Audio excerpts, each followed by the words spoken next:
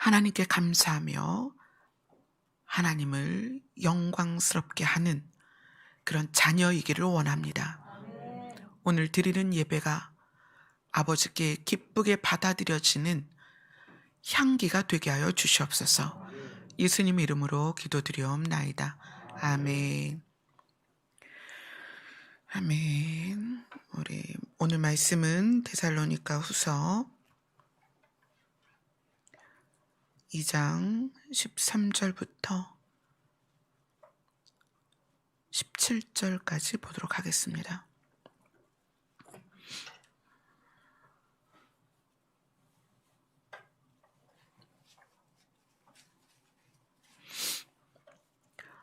데살로니가 후서 2장 13절부터 17절까지 함께 읽겠습니다. 시작.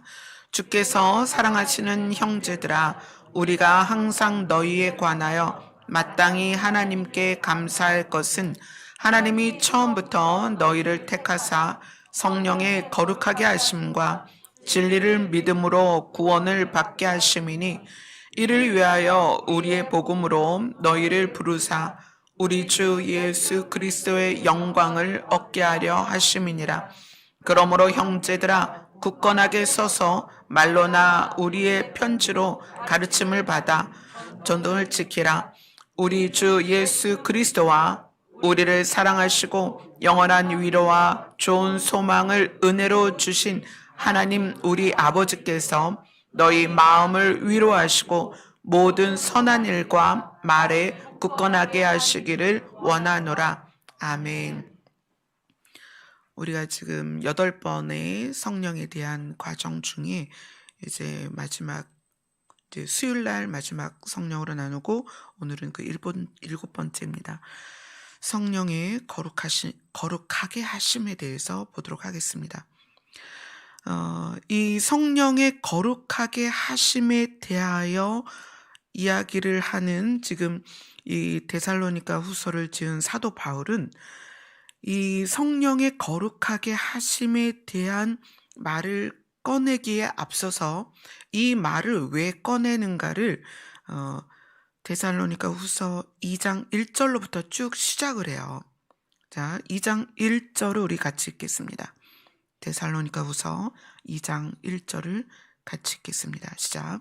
형제들아, 우리가 너희에게 구하는 것은 우리 주 예수 그리스도의 강림하심과 우리가 그 앞에 모임에 관하여. 자, 바울이 알고 있는 사실이 하나가 있는데 아직 이루어지지 않았지만 곧 이루어질 일에 대하여 이야기를 꺼내는 거예요. 형제들아에서 형제들아는 믿는 자들입니다. 예수님을 믿는 자들에게 말을 하는 거예요. 예수 그리스도의 다시 오심과 우리가 그 앞에 모이는 것에 관하여,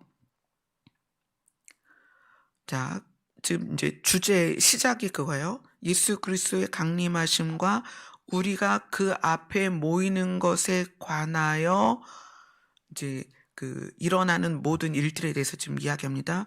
영으로나 또는 말로나 또는 우리에게서 받았다는 편지로나 주의 날이 이르렀다고 해서 쉽게 마음이 흔들리거나 두려워하지 말아야 한다는 것이다. 자, 예수 그리스도께서 다시 오실 것입니다. 우리가 그분께 갈 것입니다. 그분 앞에서 만나게 될 것입니다.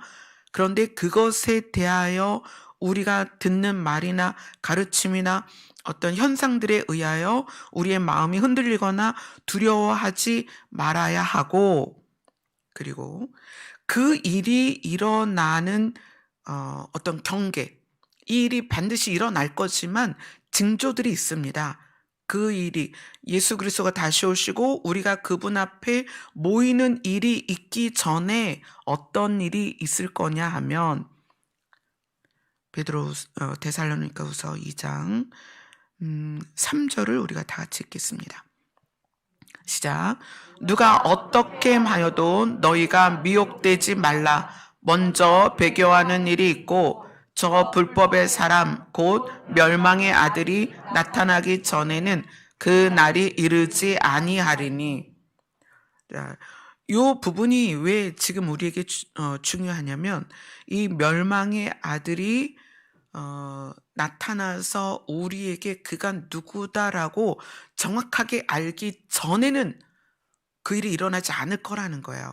이제 우리가 시대적으로 마지막 때다, 말세다, 말세 지말이다라고 이야기를 하는데 멸망의 아들이 나타나서 그가 멸망의 아들이다라고 우리가 아직은 모르기 때문에 예수 그리스도의 강림하심과 우리가 그 앞에 모이는 일이 아직은 일어나지 않는단 말이에요.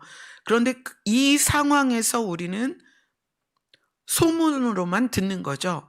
세상의 상황들과 어떤 정치적인 상황들과 많은 일들을 통해서 주님 곧 오실 것 같아. 우리가 지금 그렇게 말하고 있잖아요. 주님 곧 오실 거야. 주님 곧 오실 것 같아. 이러한 상황에서 우리에게 마음이 흔들리지 말라는 거예요. 두려워하지도 말라는 거예요. 자, 그 멸망의 아들에 대해서 특징을 이야기합니다. 자, 2장 4절부터 2장 4절을 우리 정윤자매가 크게 읽어주세요. 그는 대적하는 자라 신이라고 불리는 모든 것과 숭배함을 받는 것에 대항하여 그 위에 자기를 높이고 하나님의 성전에 앉아 자기를 하나님이라고 내세우니라.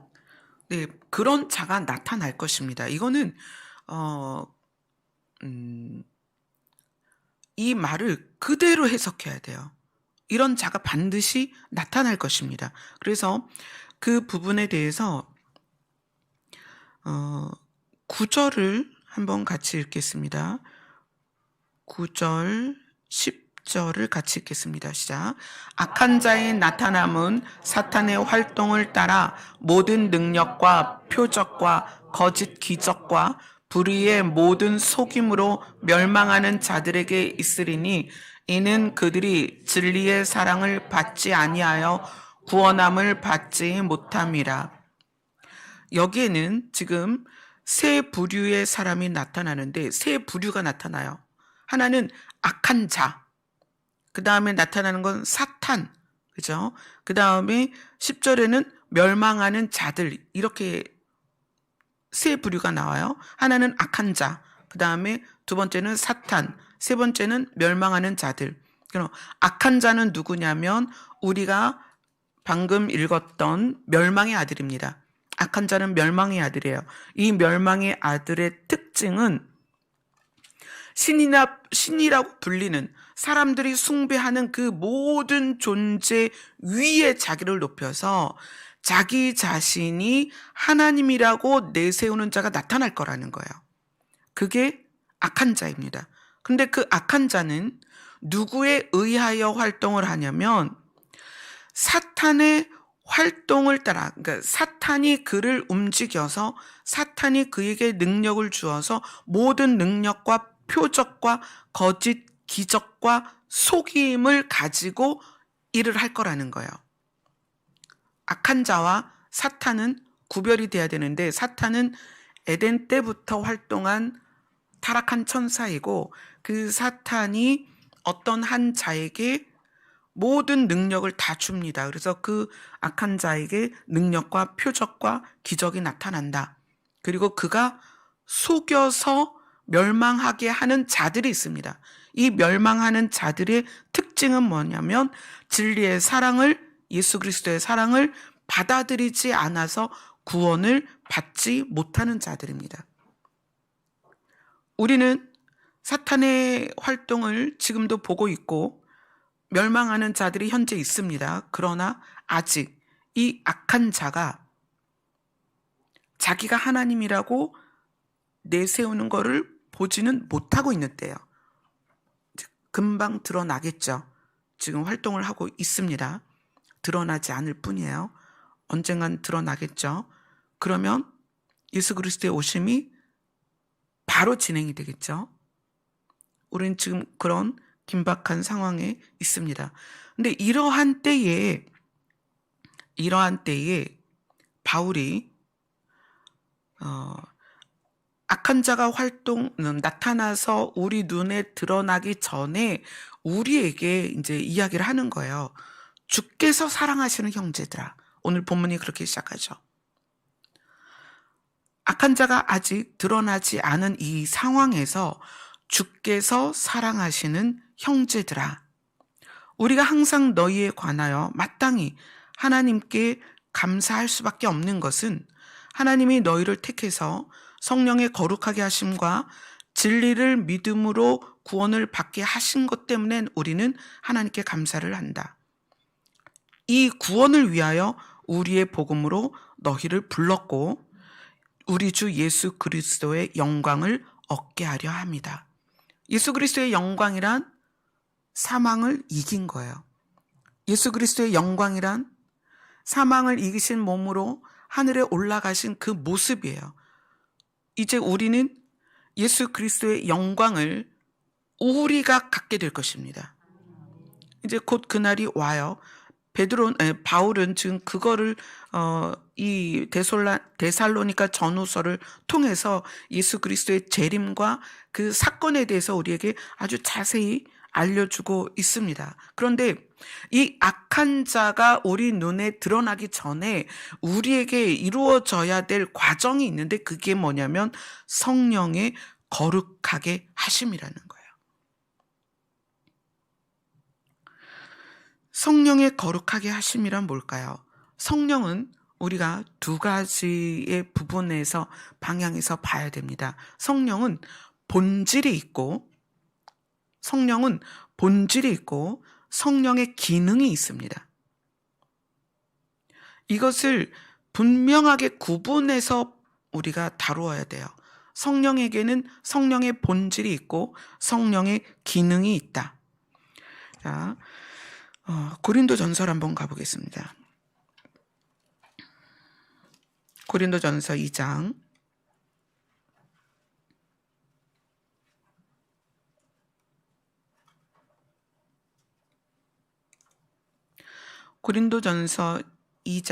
1절로 5절입니다. 우리 청년자매가 크게 읽어주세요.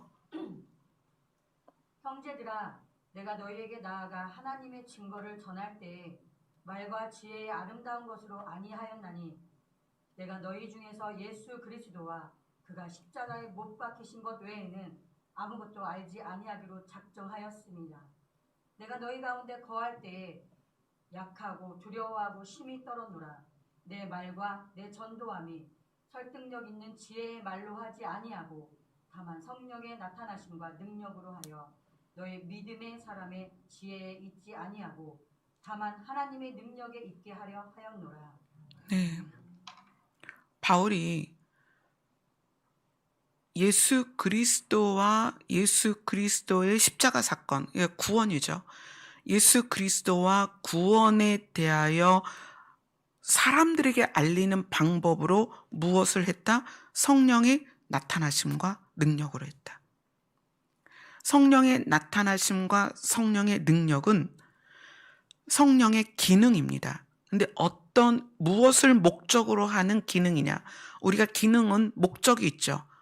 뭔가 목적을 이루기 위해서 기능이 있는 거예요. 무엇이 목적이냐? 성령의 기능의 목적은 예수 그리스도와 예수 그리스도로 인한 구원을 알게 하려 하는 거예요. 성령의 나타남과 성령의 능력은 무엇을 위한 기능이냐? 예수 그리스도와 예수 그리스도의 십자가 사건을 사람들이 믿도록 해서 구원받게 하려는 목적이 있다. 사람들에게 믿음을 갖게 하기 위해서. 그래서 이것을 이제 세부적으로 나타내는 게 고린도전서 12장입니다. 고린도전서 12장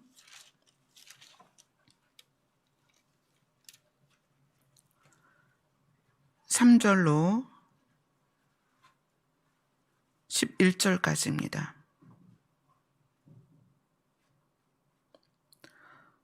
같이 읽겠습니다. 시작.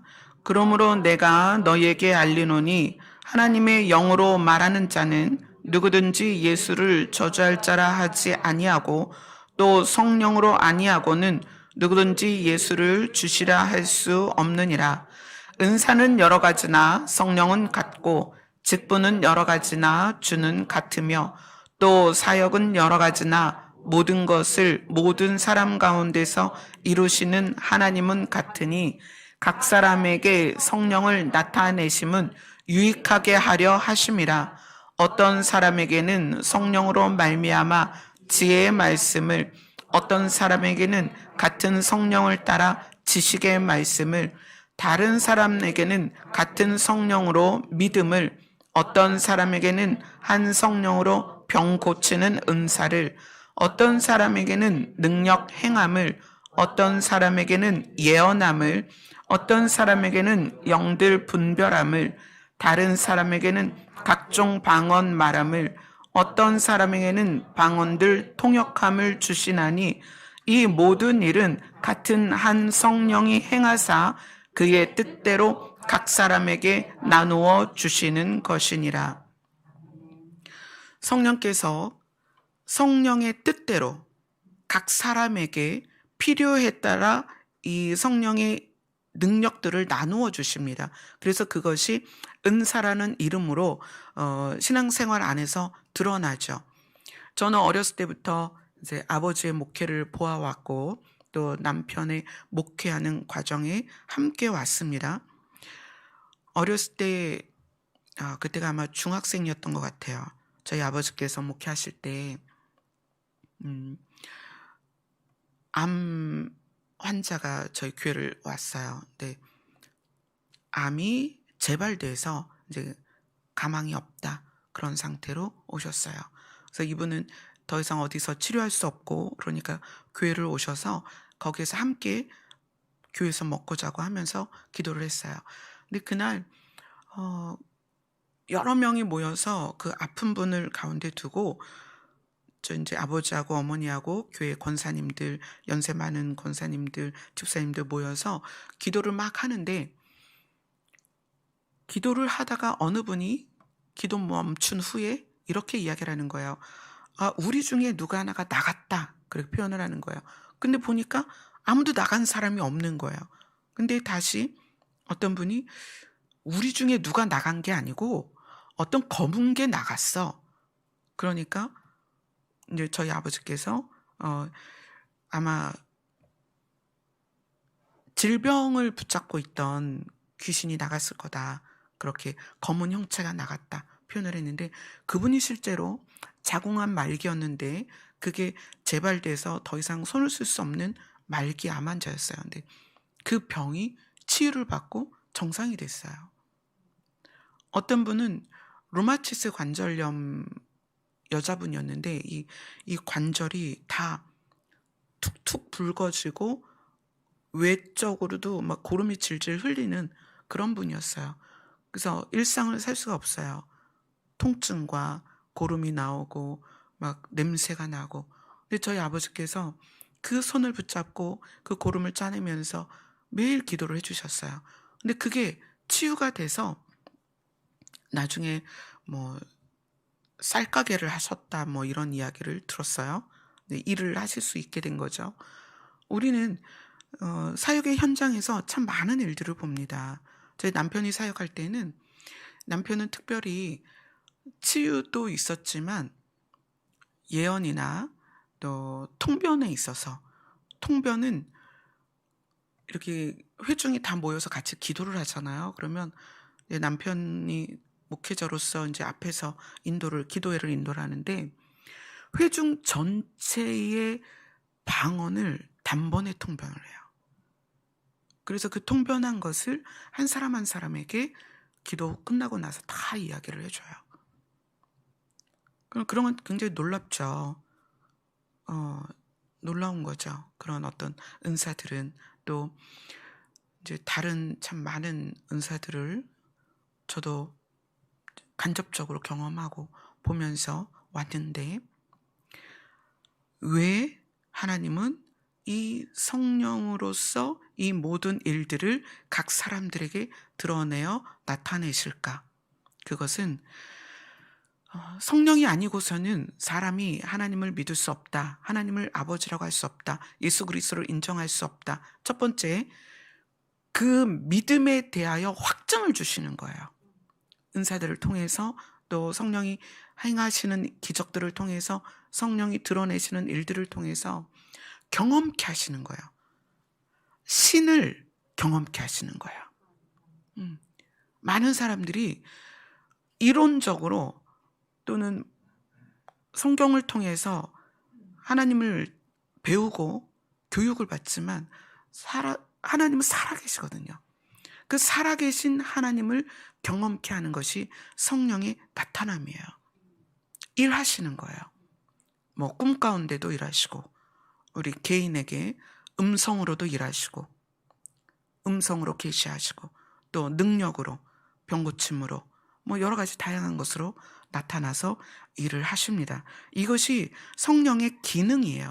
뭐 내적인 기능도 있고 외적인 기능도 세부적으로 따지자면 굉장히 자세하게 따져야 되지만, 사실 오늘은 이 성령의 기능보다는 우리는 성령의 본질에 대해서 집중할 때라는 거예요. 왜냐하면 우리의 본문이 오늘 우리의 본문이 어느 때에 이 본문이 나온 거냐, 예수 그리스도의 강림하심과 우리가 그분 앞에 모여야 하는 것을 다루는 때의 성령에 대해서 지금 이야기를 하는 거예요. 근데 이 때의 성령은, 성령이 하나님이 계신 것을 드러내거나 하나님이 신이신 것을 드러내는 거에 포커스가 맞춰진 게 아니라 성령의 본질에 대해서 포커스를 맞췄다는 거예요. 우리는 성령이 일하시고 나타나시고 하나님을 드러내는 거에 포커스가 아니라, 우리에게 일하시는 성령님은 성령님의 본질을 가지고 우리에게 일하신다는 거예요.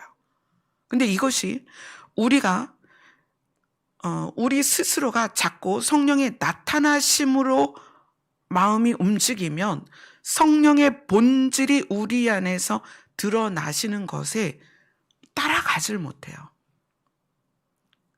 그래서 여러분 스스로가 성령의 본질을 추구하고 있느냐, 성령의 기능을 추구하고 있느냐를 스스로 점검을 해야 된다는 거예요. 여러분, 음성 듣는 거 중요합니다. 아주 중요해요. 그러나 악한 자의 나타남은 사탄의 활동을 따라서 그 모든 능력과 표적이 나타납니다. 그런데 사탄의 활동 중에 음성과 환상이 있다는 걸 여러분 기억하셔야 됩니다. 그래서 예수 그리스도의 강림이 가까운 때는 성령의 은사와 나타남이 아니라 성령의 본질에 집중해야 된다는 거예요.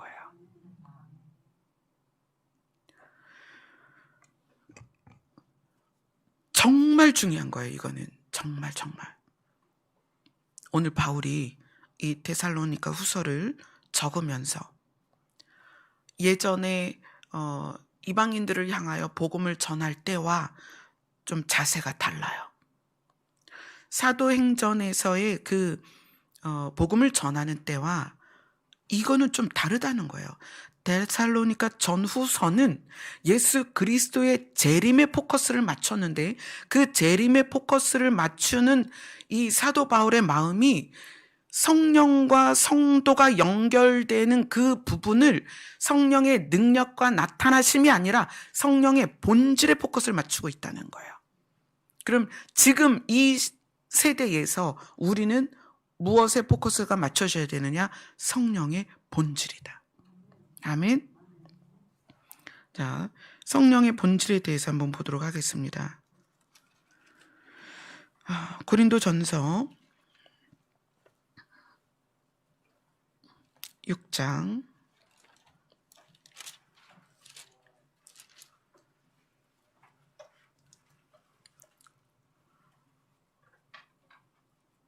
11절을 한번 다 같이 읽겠습니다. 시작. 너희 중에 이와 같은 자들이 있더니 주 예수 그리스도의 이름과 우리 하나님의 성령 안에서 씻음과 거룩함과 의롭다 하심을 받았느니라. 우리가 여기에서 너희 중에 이 같은 자들은 이 같은 자는 불의한 자들이에요. 우리 중에 불의한 자들이 있더니 이 불의한 자들이 주 예수 그리스도의 이름과 하나님의 성령 안에서 씻음과 거룩함과 의롭다 하심을 받았다. 그런데 이 일을 이루시는 게 누구냐면 성령님이세요.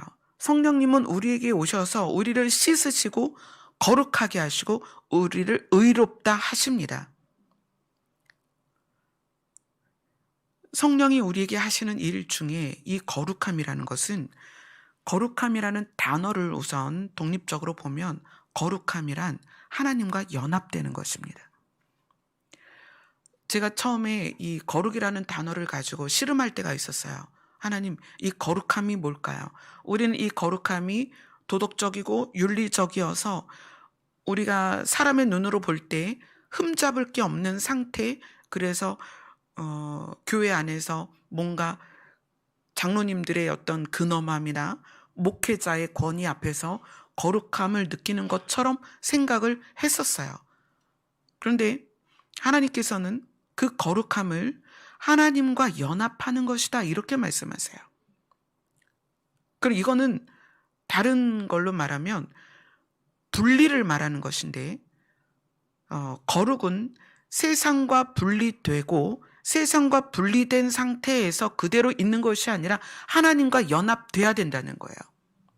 세상과 분리되고 하나님과 연합되는 것이 거룩이다. 성경은 그렇게 말합니다. 너희가 거룩함이 없이는 하나님을 볼 수 없다. 그 얘기는 우리가 하나님과 연합되지 않으면 하나님을 볼 수 없다. 근데 여기에서 하나님과 연합되는 것의 의미는 하나님의 본질과 우리가 같아진다는 거예요. 하나님과 연합되는 것이 단순히 교회를 다니고 교회에 와서 성도라는 이름으로 예배를 드리는 것에 있다는 게 아니라는 거예요. 하나님과의 연합이 교회를 오래 다녔거나 예배를 많이 드렸거나 성경을 많이 알거나 기도를 오래 하거나 그런 의미가 아니라는 거예요. 거룩은 하나님과 연합되는 것입니다. 하나님과의 연합이라는 것은 하나님의 본질과 나의 본질이 같아지는 걸 말하는 거예요. 그것을 이루시는 것이 성령이시다. 그래서 성령이 우리를 거룩하게 하신다, 이렇게 표현하는 거예요. 자, 그것에 대해서 좀 더 이제는 실질적인 부분으로 보겠습니다. 갈라디아서로 갑니다.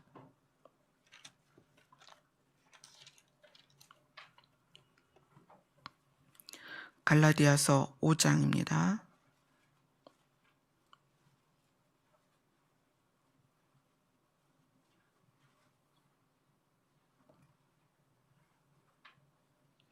갈라디아서 5장 22절로 26절입니다.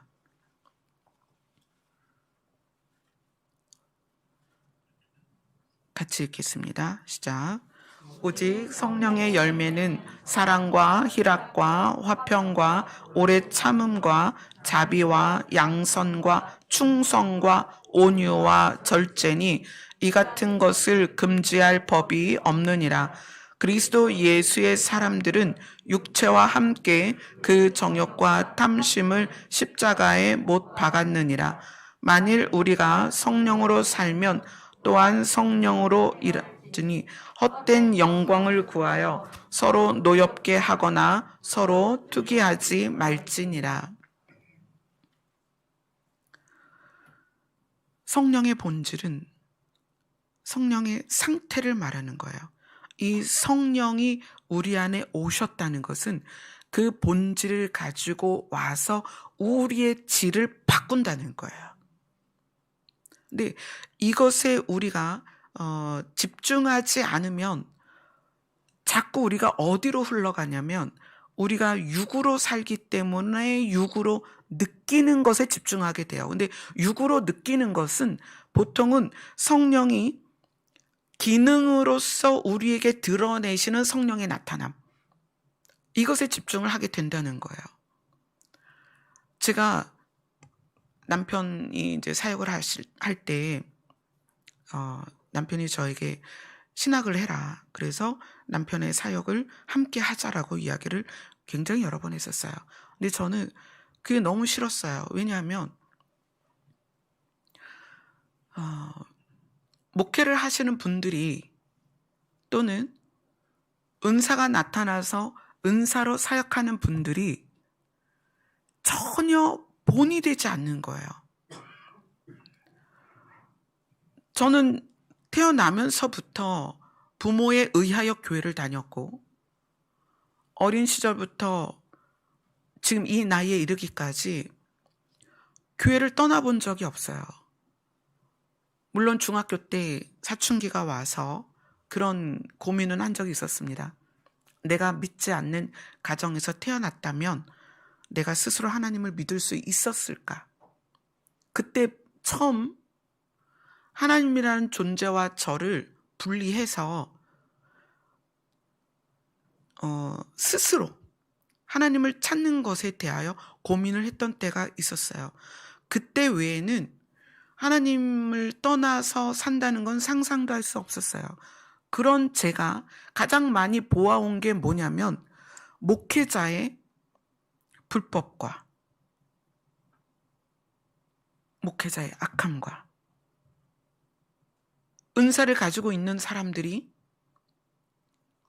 성도들을 착취하는 것과 은사를 가지고 있는 사람들이 권위를 높여서 본인의 권위 아래 성도를 두는 모습들을 너무 많이 봤어요.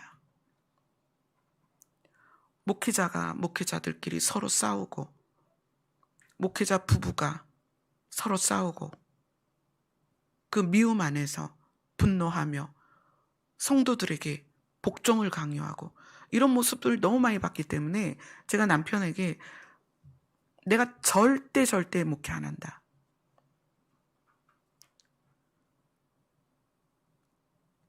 21살, 22살 그때는 제가 유아교육과를 다니기 위해서 어쩔 수 없이 신학교를 가서 또 신학교에서 전도사 고시를 봐야 된다고 하니까 그 과정을 가긴 했지만 목회 자체에 제가 매력을 못 느꼈어요.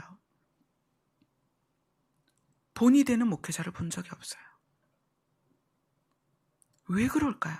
제가 오늘 이 본문을 보면서 저 자신도 남편에게 나타나는 그 성령의 능력과 은사가 너무 부러웠었어요.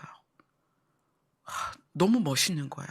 막 방언을 통변하는데 수십 명이 방언하는 거를 한 번에 다 통변해가지고 나중에 그걸 다 얘기를 해주는데 너무 멋지지 않아요? 막 손대면 질병이 나아요. 그 나은 사람들이 그걸 막 간증하면 그게 너무 멋있는 거예요. 그리고 남편은 또 그 현현하신 예수님을 2번이나 만났어요. 그걸 보면 정말 부러운 거예요. 제가 심지어 한 방에 같이 앉아 있었는데 저는 못 보고 남편은 본 거예요. 저한테 그러는 거예요. 야, 예수님이 왔다 가셨는데 넌 못 봤냐? 난 안 보였는데. 그때 그 비참함이 어떤지 아세요? 한 방에 있는데 남편은 보인다는 거예요. 저는 못 봤거든요. 그러면 이제 만 가지 생각이 교차를 하죠. 하나님이 나를 안 사랑하시나? 내가 뭔가 부족한가? 기도를 드렸나? 그래서 사실 저 그때부터 기도를 더 열심히 했어요. 남편보다 조금 더 하면 예수님이 좀 나타나 주실까? 아니면 뭐 금식을 좀 더 해보면 예수님이 이번엔 나한테 나타나 주실까? 막 이런 생각도 했었어요. 그런데 바울이 예수 그리스도의 강림을 앞둔 성도들에게 이야기를 하는 거예요.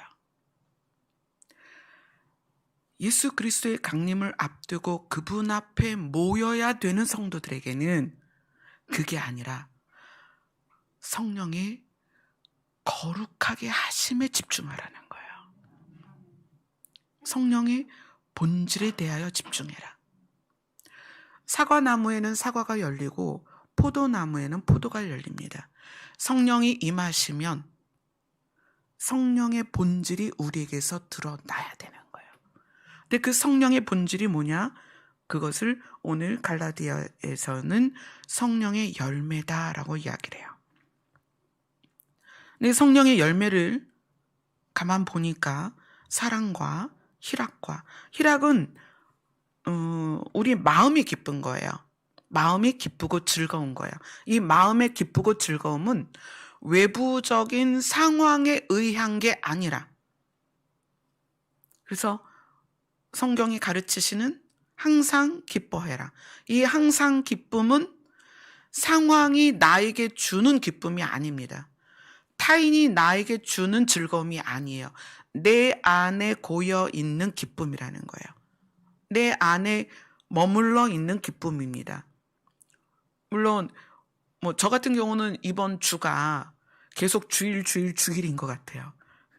주일 지나고 수요일 예배 드리고 금요 예배 드리고 성탄절 예배 드리고 오늘 또 주일 예배니까 눈 뜨면 주일인 것 같고 눈 뜨면 주일인 것 같고 제가 계속 그래요.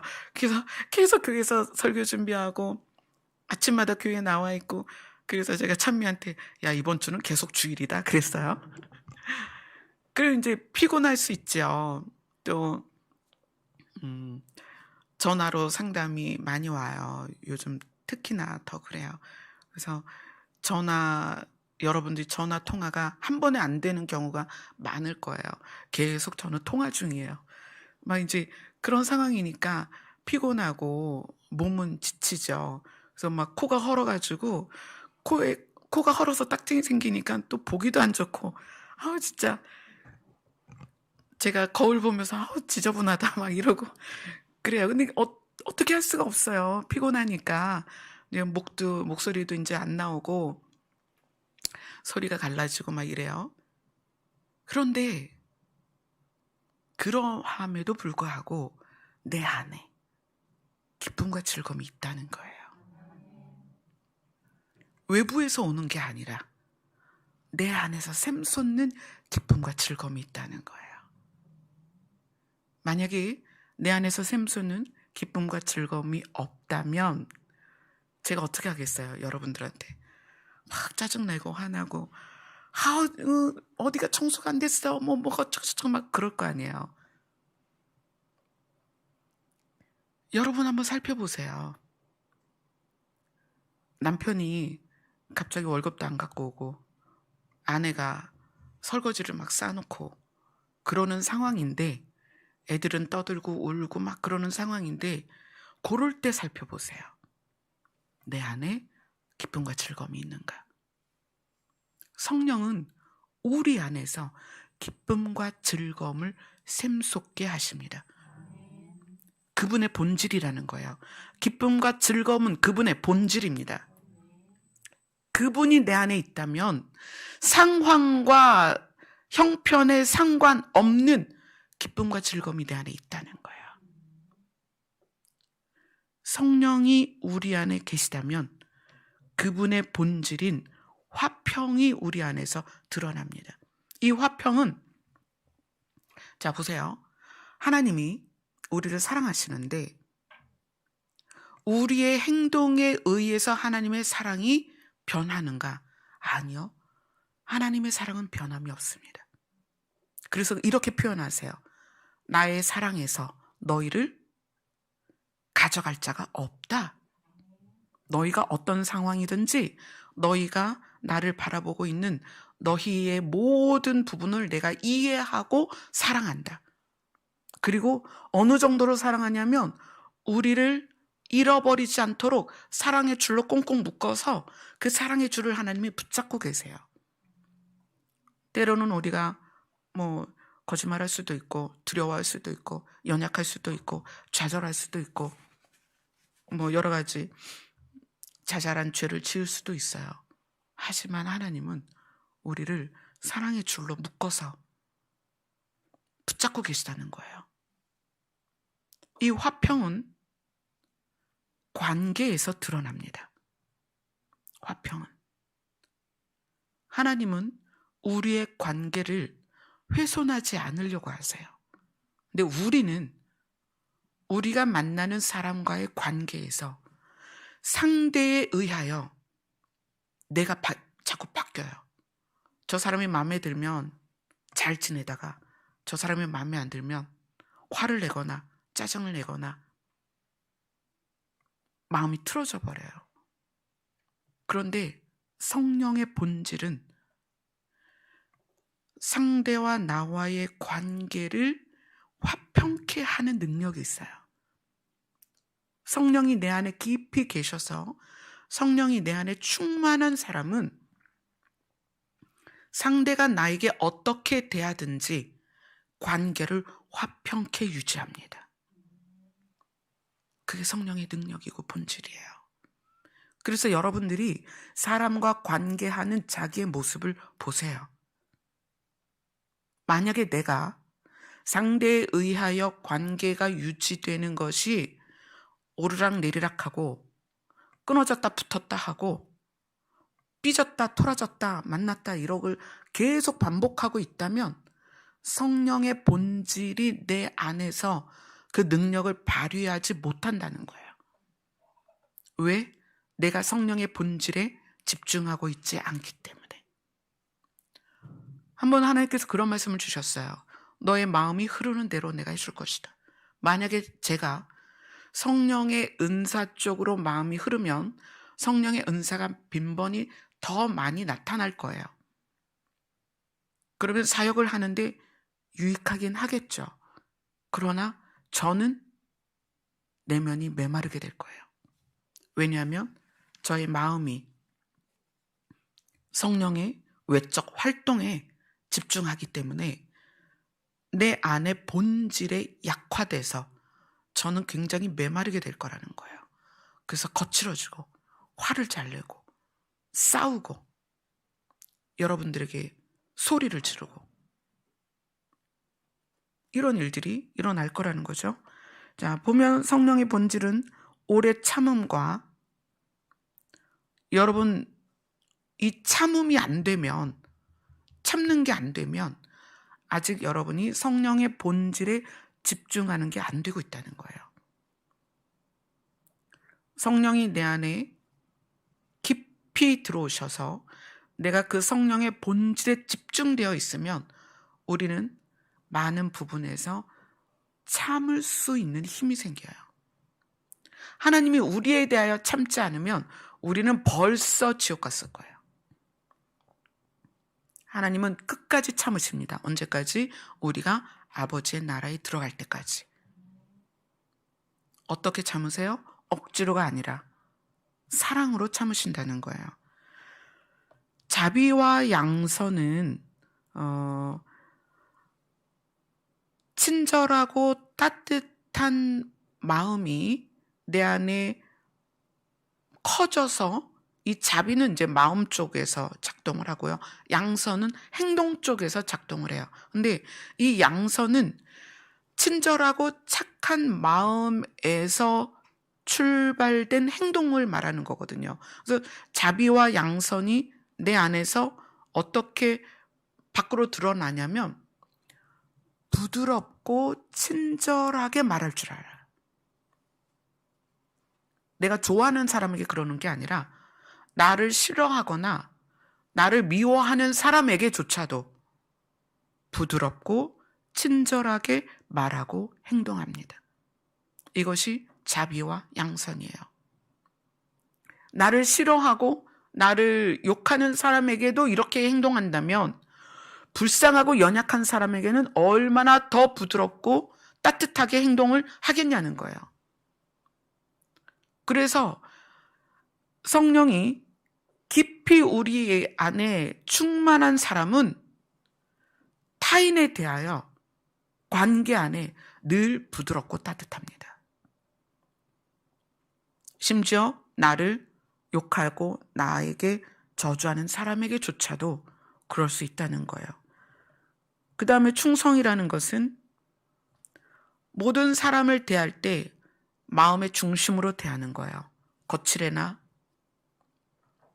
또는 이익을 위하여가 아니라 선한 마음 중심에서 행동이 나온다는 거죠. 그 다음에 이제 온유와 절제, 이것은 자비와 양선 같은 짝을 이루는 말씀이죠. 마음이 온유한 자는 표현이 절제가 됩니다. 이 절제가 뭐 물질이나 어떤 충동이나 욕구나 그런 것에서도 포함이 되고, 관계 안에서 타인과의 대화나 행동에서도 이 절제가 적용이 되죠. 절제는 참는 거에서 오는 게 아니라 부드러운 마음에서 나오는 거예요. 부드럽고 따뜻한 마음이 절제가 되도록 하는 거예요. 억지로 참는 것은 나중에 분노로 폭발을 해요. 그러나 이 온유함, 부드럽고 따뜻함에서 나오는 절제는 굉장히 자연스럽고 상대를 감동시킵니다. 성령은 이 마지막 때에 우리에게서 외적으로 드러남보다는 내적으로 성령의 본질을 추구하기를 원하세요. 그래서 갈라디아서 5장 5절과 6절을 같이 읽겠습니다.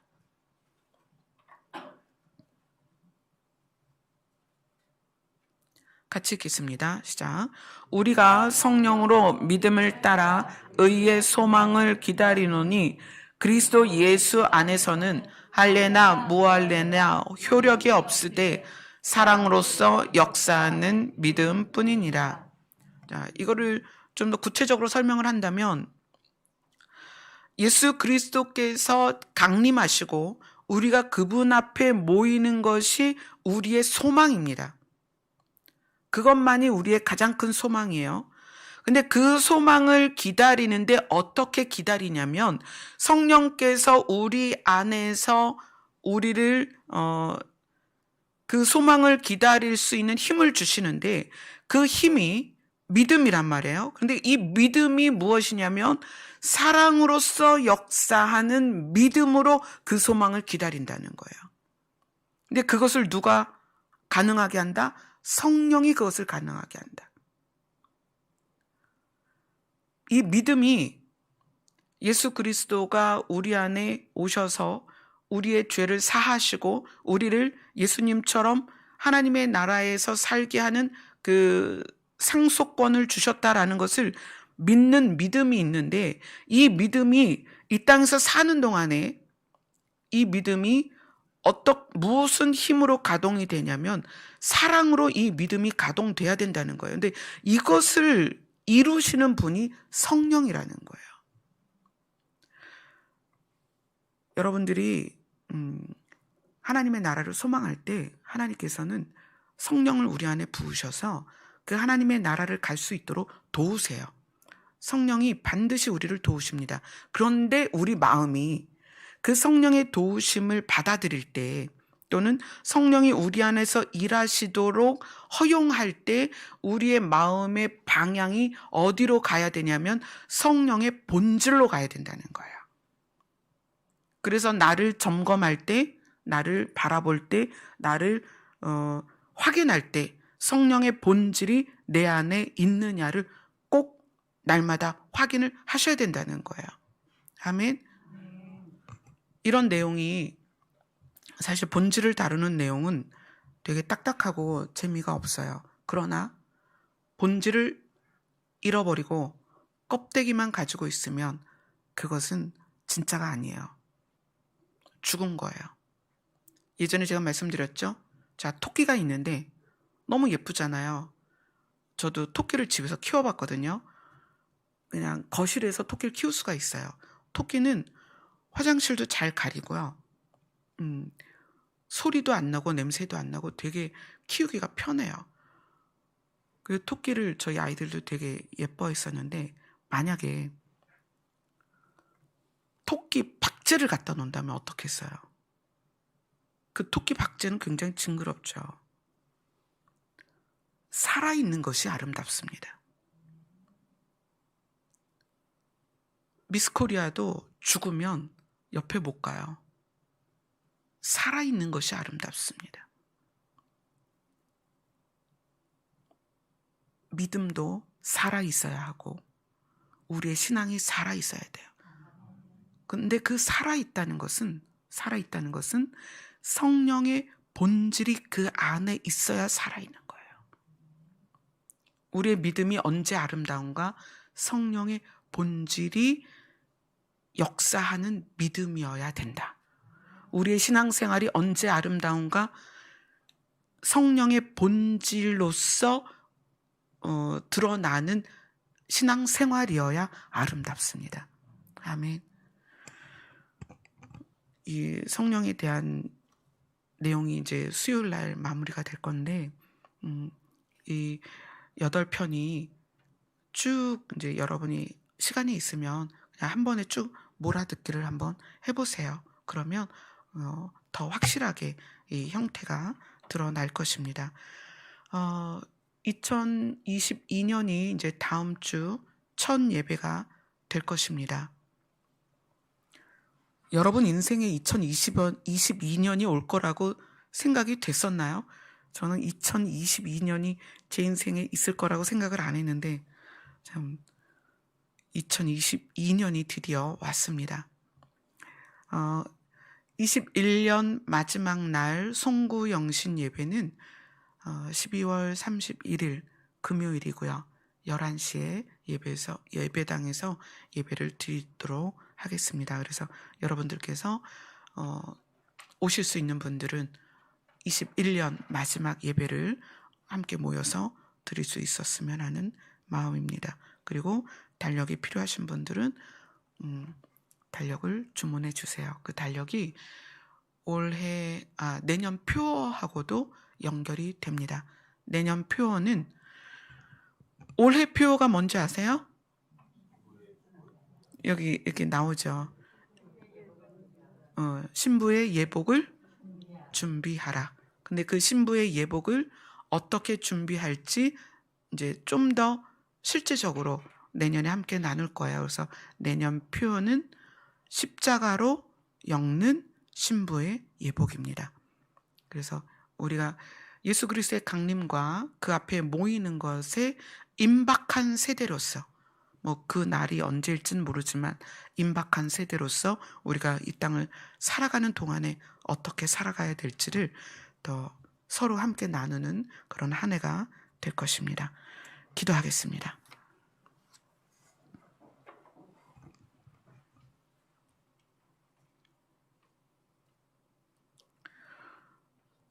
성령님의 본질이 무엇인지를 오늘 함께 나누었습니다. 성령이 아니고서는 우리가 하나님을 아버지라고 부를 수가 없고 예수님을 믿을 수도 없습니다. 우리가 지금 예수님을 믿고 성령을 아버지라고 부른다면 우리 안에 성령이 계신 것입니다.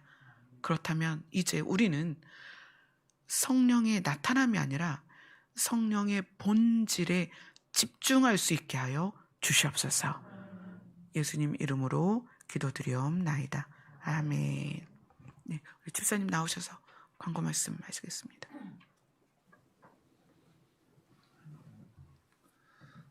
이 자리를 빌어서 지난주에 있었던 저희 선친의 장례 때 와주시고 선친 장례 때 와주시고 또 위로해 주신 분들께 모든 가족 대표로 감사의 말씀 올리겠습니다. 지난 토요일날 새벽 6시 12분에 저희 선친께서 소천하셨는데 그 과정을 잠깐만 간략하게 말씀드리면 저희가 그 전날 금요 기도회 끝나고 저희가 그 기르던 배추를 김장을 위해서 절여놨는데 절이는 과정을 4시 반까지 했고요.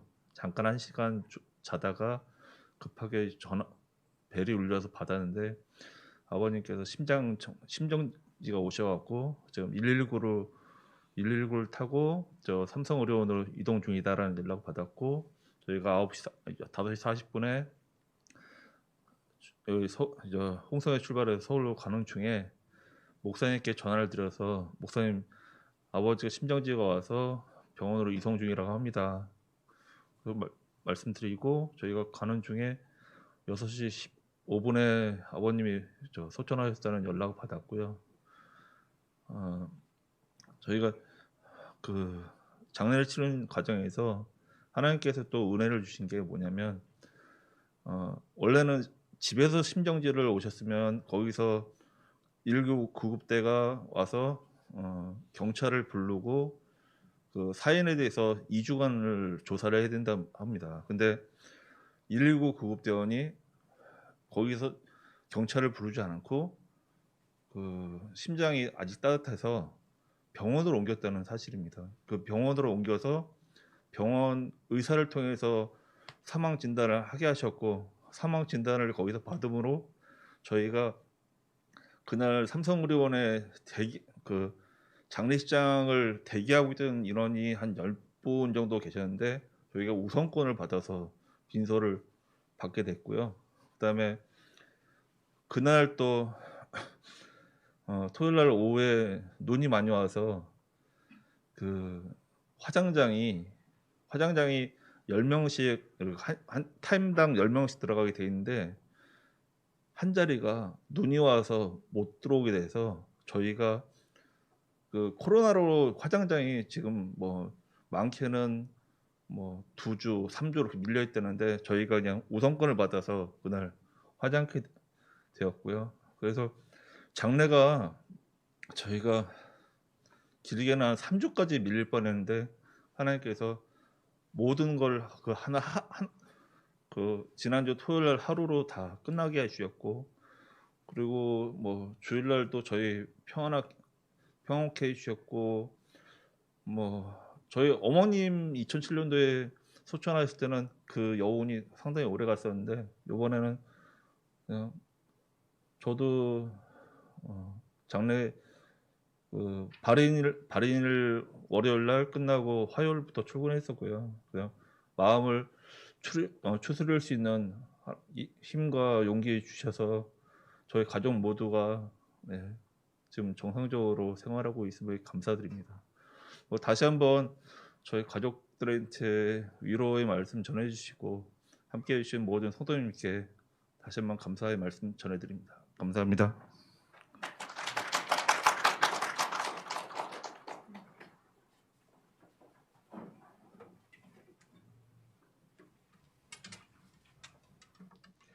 하나님께 믿음의 선포를 올려드리겠습니다. 함께 갑시다. 함께 갑시다. 한 영혼도 잃어버린 바 되지 아니하고 아버지 앞에 함께 모이게 되기를 주님의 이름으로 축복합니다. 아멘. 그 믿음의 반석 위에 서기를 소망하며 함께 찬송하겠습니다. 이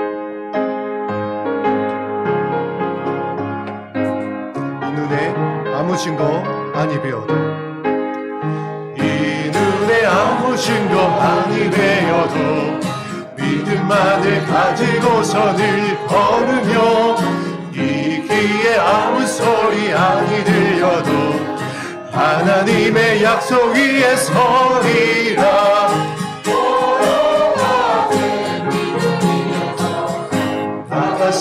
나가세 의심 버리고 걸어가세 믿음 위에 서서 등과 위에 아무 증거 없어도 이 눈에 보기에는 어떠하는지 이미 얻은 증거대로 늘 믿으며 이 맘에 의심 없이 살아갈 때에 우리 소원 주 안에서 이루리.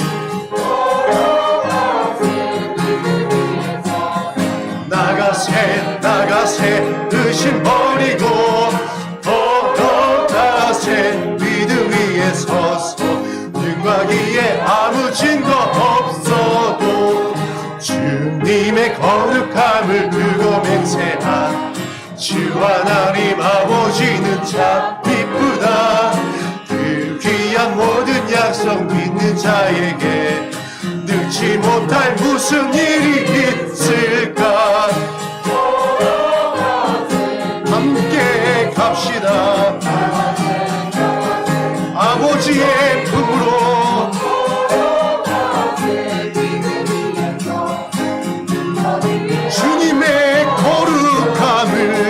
주님의 거룩함을 두고 맹세한 주 하나님 아버지는 참 이쁘다. 주님 우리의 찬송을 받으시고 그 거룩한 믿음 위에 서게 하옵소서.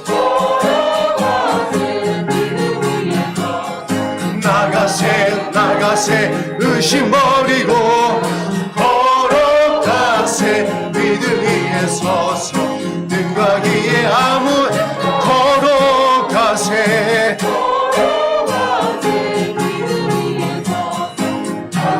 세상 끝날까지 함께 하십니다. 걸어가세 믿음 위에 서서 능과 기에 아무 증거 없어도. 할렐루야.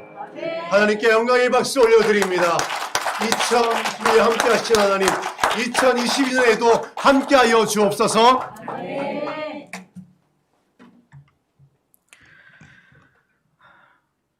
우리의 믿음은 사랑으로 역사하는 믿음이어야 합니다. 그런데 이 사랑으로 역사하는 믿음은 성령의 본질을 따라 우리 안에 그 믿음이 성장합니다. 그래서 이제 1시까지 기도할 텐데 이 1시까지 기도하는 시간이 성령께서 내 안에서 활성화되셔야 돼요. 근데 이 활성화되는 이 부분에 있어서 성령의 본질이 우리 안에서 활성화되기를 하나님께 구하시는 그런 시간이 되었으면 좋겠습니다. 기도하겠습니다.